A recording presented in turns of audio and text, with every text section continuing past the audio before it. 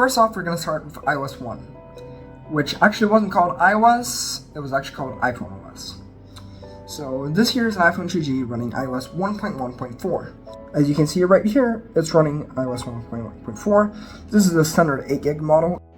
iOS 1, or iPhone OS 1, quite basic, even for the time. There was no App Store, so that means you couldn't, officially, at least, download any apps.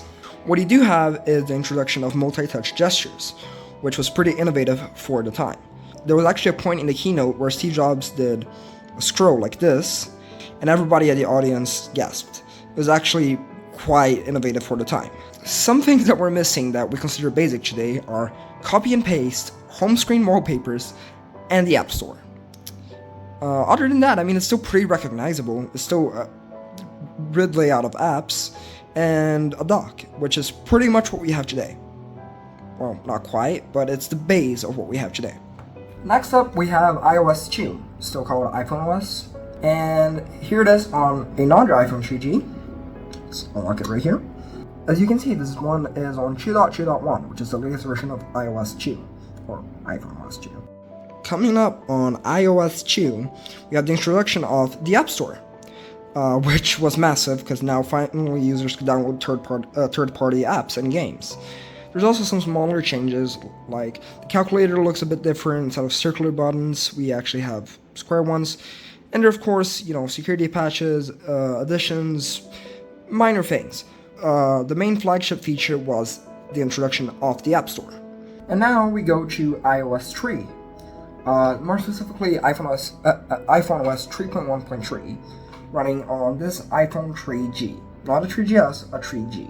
As you can see right here, iOS 3.1.3. iOS 3 was actually the last version to run on the 2G, and its flagship feature was this right here.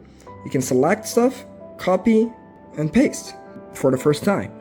Next up, we have iOS 4, and this is actually an iPhone 4, which shipped with iOS 4, so this was the flagship device for that major version. More specifically, this is running iOS 4.3.5, as you can see right here. iOS 4 was quite a major update. You can immediately see that there's now home screen wallpapers, which is pretty cool. For every iPhone except the 3G, you can actually now double press the home button and get access to your apps. This is essentially the app switcher that we have today, but visually speaking, completely different. But multitasking was added on iOS 4.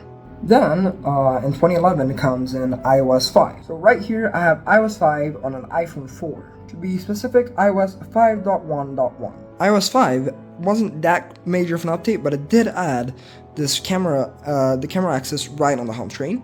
So that was new for the time. And it was the last version to actually have a built-in YouTube app, which was removed on iOS 6. It also added a few smaller things like newsstand, separated videos from the iPod app, which now became the music app. But other than that, it wasn't a major update. And finally, to finish off this first video, we're gonna have iOS 6, the last classic version of iOS. Right here, this is iOS 6.1.3 running on an iPhone 4S. As you can see right here, which at the time was actually quite criticized for bringing in Apple Maps instead of Google Maps, which was known for being very, let's say, subpar for the time. But this version is actually a favorite among the legacy community, as it is actually the last version to have the old skeuomorphistic UI. And of course, as I mentioned earlier, the YouTube app was removed from iOS 6, so iOS 5 was the last version to have that. Thank you all for watching. If you liked this video, like and subscribe, and I'll see you guys next time. Pedro out.